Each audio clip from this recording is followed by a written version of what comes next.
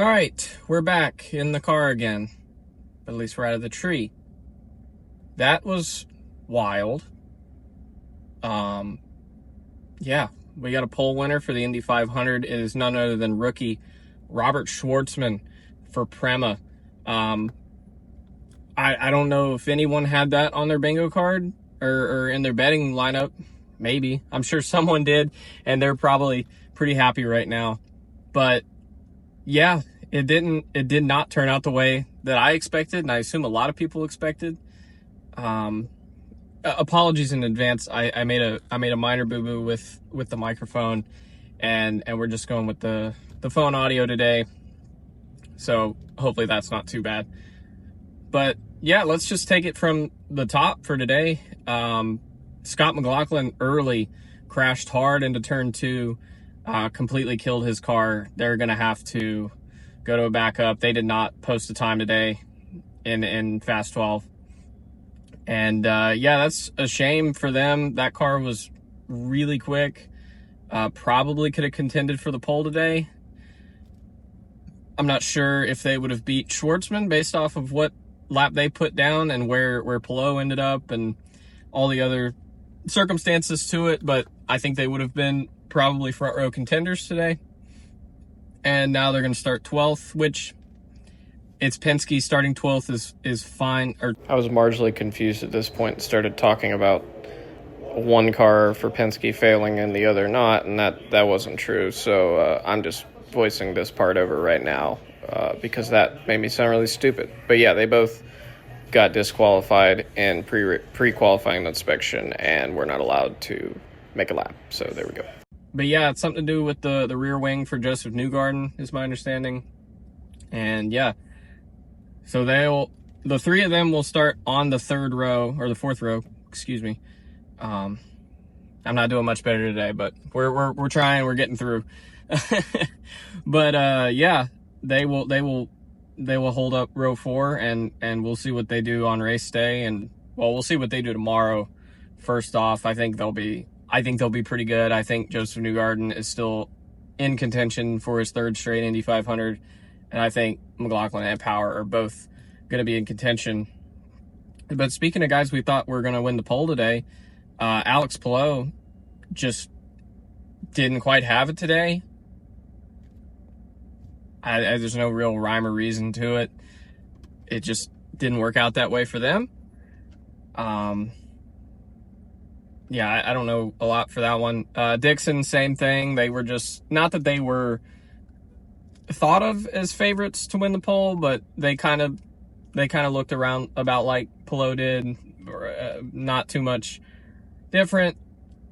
I guess they just missed it a little bit. I don't know, but in Fast 12 qualifying, it was starting to look like Felix Rosenqvist was going to take everyone higher and put the Creed car on pole. And I'll be honest, I was really hoping that would happen just for the sheer comedy of it. I don't know if comedy is the right word. It would have been funny to me, even though I'm going to expose myself a little bit. I guess I do like Creed. But yeah, I would have been way too excited about the Creed car winning the pole position, but it wasn't meant to be. They ended up 5th, and Robert Schwartzman, dear God, put down the fastest lap of the day, I believe, in lap 1, and just kept it up. I don't know, first rookie Indy 500 pole sitter since 1983, I believe they said over the intercom, and I think they said only the second one since 1950. 50-ish. I believe he said 50. But just absolutely astonishing is the word I used to someone else earlier, especially with Prema being new in the NTT IndyCar Series this season. Yeah, I was starting to hear a lot of talk about Prema on Friday of all days about, what may or may not be in the cards for them if they don't have a good week here at Indy. And they just shut all that down and put it on pole. So yeah, that's absolutely incredible for those guys. But on the opposite end of that spectrum, Jacob Abel got bumped from the Indy 500. They just were not fast at all. Armstrong ended up being fine. Him and Marco ended up being fine. It wasn't really a super nail biting last row shootout to me anyway. It was, once the 98 and the 66 went out, it was pretty clear those two were going to be fine, and it was really just going to be between the two Dale Coyne cars. And the only time it was kind of in doubt for me was when Renus went out with 6 minutes left, I believe is when he started his run.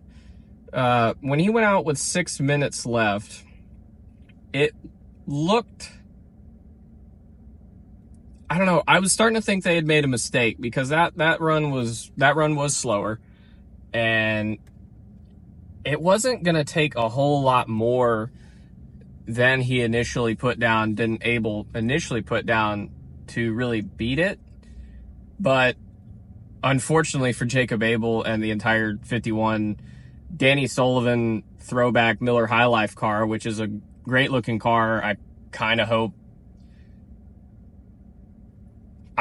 that ends up on the 18 car now. That would be sick. Probably just wishful thinking from me, but either way, they went back out, ran one more. It never really looked like it was going to be. It was close. They were really trying hard to build it up coming to the line, but it never really felt like it was going to happen. But yeah, overall, pretty interesting day here. Weird seeing a fast 12 with only 9 runners. I'm mildly disappointed for my first Indy 500 pole day to only see 9 guys running the fast 12. A little bit disappointing, but Schwartzman putting up that monster lap really made up for it a little bit, for me at least. Just seeing something that definitely doesn't happen every decade, every 2 decades. So that I don't know. It's the Indy 500, man. You never know what is going to happen and who is going to do the thing that happens. And that's why we tune in every year. So leave a like if you enjoyed. Comment if you have something to say. Subscribe if you want to see more. I probably won't do a video tomorrow, but I'll have my co-host on the actual IndyCar podcast we do, Matt, back with me on Friday. He'll be up here, and we will do some sort of 500 preview video after Carb Day. And yeah, you won't have to be stuck listening to me ramble in my truck by myself anymore. So anyway, if you're looking forward to that like I am, be sure to subscribe and come back on Friday or Saturday, one of those days. But yeah, we'll see you later.